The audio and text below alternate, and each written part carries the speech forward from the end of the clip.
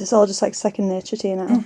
Yeah, you just get used to it. Like, people think it's a lot, but this is just what I do, like, every day. Like, it's just routine, and, like, brush your teeth or, yeah, get dressed. It's the same as that.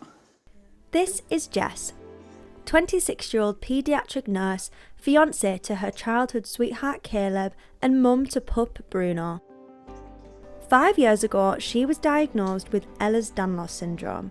Ehlers Danlos Syndrome is a genetic connective tissue disorder. It causes all the collagen in your body to just be faulty, so it affects the gut, the skin, the joints, all the organ systems, your hair, your eyes, like it literally affects everything.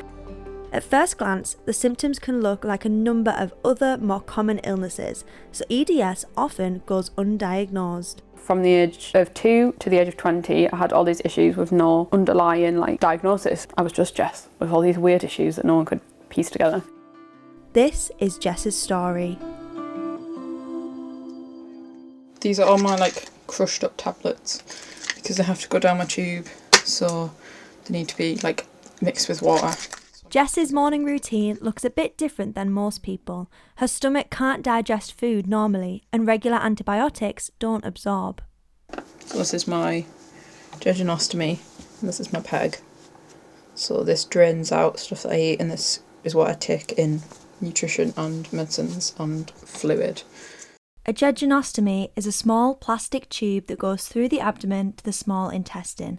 This is how Jess receives most of her nutrition and medicine. When I wake up, I am connected to a pump overnight, which gives me feed and water. So I have to disconnect that and then have a little gap. I go and do my medicines and get ready, and then I will reconnect my feed. These are my liquid medicines that I take on a morning, and then I have a set that I take on a night. I'm quite lucky because Caleb does all my medicines, draws them all up, and he makes up all my feed. Caleb is Jess's fiancé. They've been together for over 10 years. We sat next to each other in every lesson. He did my head in for 5 full years, and then we did long distance for 6 years in total, which was a long time. The following years would be some of the most challenging for Jess, Caleb and Jess's family, as she still didn't have that all-important EDS diagnosis. But why did it take so long? Let's go back to the beginning. Oh, look at that, you little cutie. Instead of school, my little heel up. She just really wanted to have a go of absolutely everything, whether it be sport or academic or music, anything at all. Jess was the firstborn in her family and had perfect health, until at the age of 2, she had a water infection.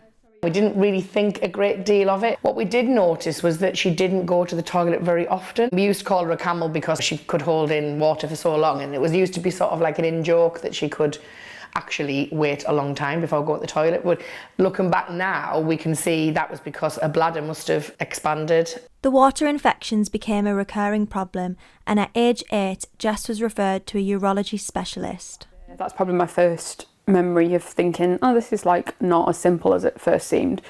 And things only got more complicated. Jess's health problems were causing anxiety and insomnia. She was really scared of being ill. She was really scared if someone was sick. She was really scared of animals. She was frightened to go to bed because she thought a burglar was coming in. So it didn't really manifest itself physically for quite a long time, apart from the bladder problems. Over the next few years, Jess made countless trips to the hospital as doctors tried to resolve the problems with her bladder. But that was just one of several concerns. I sort of hit my early teens and more problems started occurring. I had deficiencies, so people were like, well, let's just treat the deficiencies. So I had iron tablets, but they were giving me these tablets and they weren't working. And that's because I had malabsorption in my intestines, which is where you basically just can't absorb things, because I had something called celiac disease, which is where you can't eat gluten. At 16, Jess was diagnosed with celiac disease, and doctors did an endoscopy to confirm. This procedure would change Jess's life forever. I wish we hadn't had that done now. Because for the endoscopy, they blew her stomach up really big to get the endoscopy, and it never ever went back to working properly from that moment onwards. All of this gut issue started, so problems with me keeping food down, problems with feeling sick, problems with being in like crippling pain, doubled over in agony every time like I tried to eat something. Slowly started losing food to my diet, so I just stopped tolerating food. So it just got to the point where I could not keep enough in, so I got a feeding tube when I was 17. So nearly 10 years I've been tube fed. It would be almost 3 years until Jess received the diagnosis that made everything make sense.